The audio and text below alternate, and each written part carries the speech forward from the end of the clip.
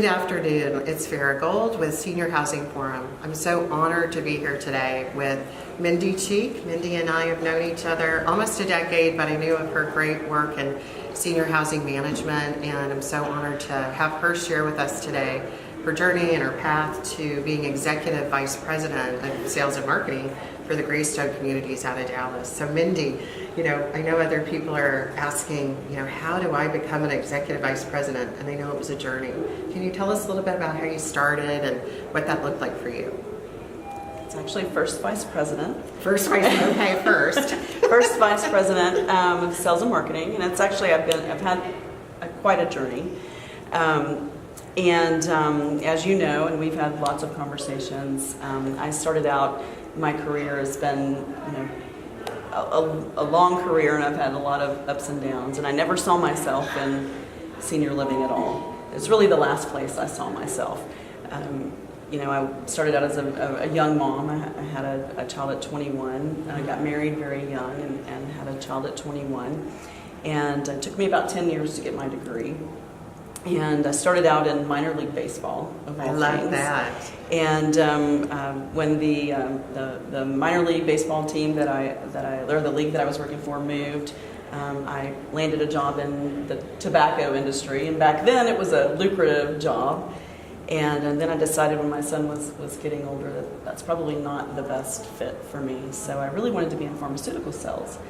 And all my friends were in pharmaceutical sales, and that was really the place, that was the job to have. Mm-hmm. So I started looking around for pharmaceutical sales, and I really didn't have the qualifications. So I took a job with a respiratory company, and then continued to look, and got a call from a recruiter for a company called Altera. Uh-huh. And I thought it was Altana, which is a pharmaceutical company. So I took the call, and as I'm on the call with the regional, which was Janet Pollock, I don't know if you remember Janet. I know of Janet, yeah. I'm Googling and see that it's a senior living company. And I was like, I don't want to work for a senior living company. And so as I'm talking to her, I get more intrigued. And I agree to go and tour the community. And so I drive to Dallas. I lived in West Texas at the time. I drive to Dallas and I tour several of the properties and fall in love. I fell in love with the residents and the communities, and I talked to several of the staff members, and I asked them what they loved about their jobs. And they all said, it's the residents. It's the feeling that I get when I go home at night. And it's the feeling that I get that I know that I've done something that I can be proud of. Mm-hmm. And when you talk to the families of the residents that live there, it's that feeling of knowing that you're making a difference in their lives, that the families can feel good about that. Mm-hmm. And that did it for me. And that was in 2002, and I've never looked back. And I took that position, and it's one of the, you work long hours, as you know. Yeah. And from there, I've worked in, several companies. I've worked for some phenomenal companies in the industry. And Altera was soon merged with Brookdale. Mm-hmm. And I've worked for Sunrise. And Sunrise, went through several different reorganizations and downsizing, and I worked for Emeritus, and from Emeritus I went to work for Greystone. So I went from the for-profit industry into the not-for-profit industry, and with Greystone we're in the continuum care retirement community, the not-for-profit side, which is a whole different look on things, but I focus on the healthcare side of the industry. So I've been with Greystone since 2011. Focusing on the assisted living, memory support, and skilled nursing and rehab side. And it has been, I have learned a ton. Mm-hmm. And it's, as you know, with Greystone, you have the opportunity to really be involved in the development side. And it's a whole different experience, which is great. Mm-hmm. The other piece is, is really, understanding the changes. There's so many changes that have happened in our industry, and just when you think you have it figured out, you don't. You realize you don't. I know. And I don't think we'll ever figure it out. That's true. We're never going to have it right. We're never going to. Well, you have it hit on done. something really great that I'd love to have you share more about. That you had a family. You had a family early on. I was a mom too, and then I was a single mom. And how did you find your work-life balance, and what was sort of that secret to balancing your childcare? Sometimes Adam would come with me, and he loved to come to my communities, or he'd overhear my calls. What was that like for you, and how did you find? People are often asking, how do I have a work-life balance in leadership? It's difficult. Fortunately, when I have two children now, as you know. My older son, who's now 28, when he was probably 15 when I started in the senior living industry, so he was older. So he was, in his mind, grown. Yes, mine was that way too. He lived with his dad. He was grown for high school. My son did, and it was a good fit for him. It was a little hard for me as a mom, but it helped me travel. Yes, same here. I had definite support, and it was great. You have to have that, with your partner or spouse. And so, I definitely had support.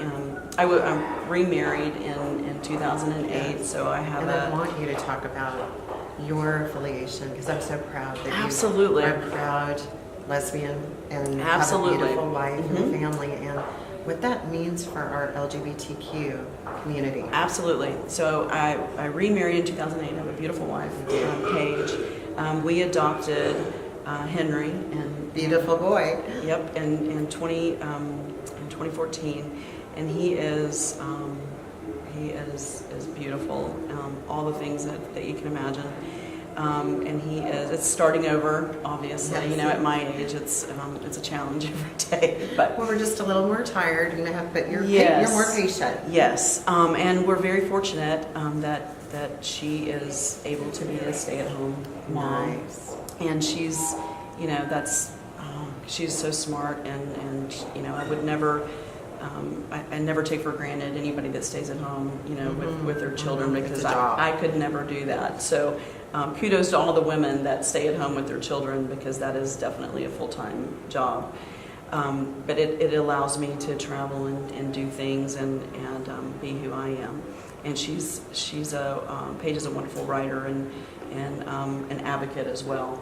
But as far as the LGBTQ initiatives that I support, I am a volunteer ambassador for the National Association for LGBT Aging, and I do go around and educate senior living communities on diversity, and as well as just trying to get communities and staff members to understand the history of what our LGBTQ community has experienced. And I am a believer that if someone has a prejudice or a negative tone against something, it's because they don't have enough information about it. They just don't understand. They don't understand it. And I have groups of people that I educate, of 50 to 100, that when I'm talking through this, and I always use the example of tell me how many people in the room are left-handed. And half a dozen will raise their hand and say, imagine if you woke up tomorrow and all of a sudden being left-handed was no longer socially acceptable. Right. And you could be left-handed at home, but out in public you could not be left-handed. And the looks on their faces, it's almost, because they can remember aha moment of being at school as an elementary school. Most of them are of that age where their teachers tried to get them to write right-handed. That's right. Because it wasn't that long ago. It wasn't. I have members of the LGBT community in my own family, and some of the stories of the older, family members, a great uncle that my mother said killed himself. And I hear from senior communities when they're shocked about maybe a transgender person or someone that doesn't come out but tells them privately. And do you help staff as well as other families or other residents in your advocacy? Absolutely. Again, it's understanding, we have a whole timeline of history of everything I think people are shocked that just the word homosexual was an actual definition in the, Of a crime? A criminal, or it was a term in the definition of the psychiatric term. Yes. So people don't understand that. They don't understand it's a derogatory term. Exactly. And so just helping people understand that, there's certain things that we need to know so we can be more sensitive. So helping communities, and whether you're a social organization or a caregiving organization or senior living organization, go through some sensitivity training and help your teams understand that we need to be sensitive to all groups, regardless of their So it origin. sounds like if you're not in California, where California licensing now requires Correct, LGBTQ, yes. that if you're in Texas or Oklahoma or Missouri, bring in the sensitivity, or especially Yes. from your organization too, because again, just like you said, how many people are left-handed in the room? We cannot assume. Right. There's going to be, and we have to honor and recognize that either privacy or understanding. Right. Is that what I'm hearing as Yes, well? exactly. And I think too, so many times we think we can point out or recognize an LGBT person, and you think you can identify those people just by the way they look or dress, and you can't. No, well, they're us. We're us. And that inclusion is something that I know, hopefully people that are watching today, whether you're LGBTQ, to be able to see a great leader like Mindy that navigated her personal life as well as professional life to honor who she is genuinely and authentically as a leader. Hopefully that's going to inspire you. Was when you really came out, tell me if that was something that was hard or you just forged forward. Well, of course. I mean, again, I think it's, the other piece to that is, you spend your whole life dealing with that internally, and then you, not to make this a coming out story, but you come out and you expect those around you to be okay with it overnight, and it's a healing process for everyone. So, you have to give everyone around you, that time to deal with That I'm as well. left-handed. Mm-hmm. I know you thought I was right-handed, but I'm left-handed. Right. I do want to make one other comment though on the initiatives, if I can. The other organization that I'm a part of is I do sit on the housing committee for the Coalition for Aging, and we just recently published a housing guide in North Texas, and that housing guide actually lists communities that are LGBTQ friendly.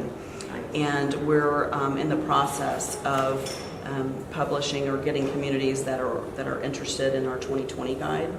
And so we're going to be going out and visiting with communities that are interested in being a part of the guide in the following year. But there's other states that I know are interested in publishing a guide similar. And so anybody that's interested in that, I'd be happy to talk to them as well. Good. Because it's, Portland has done a guide as well, and that's how we got, similar guidelines, and we good to followed know. Portland's In guide. Portland, I know Oregon's a big place for the center of senior housing, and if you're in Oregon, it sounds like that's a place Right. to help. When we look at as salespeople helping prospects find the right community, because often a prospect will call.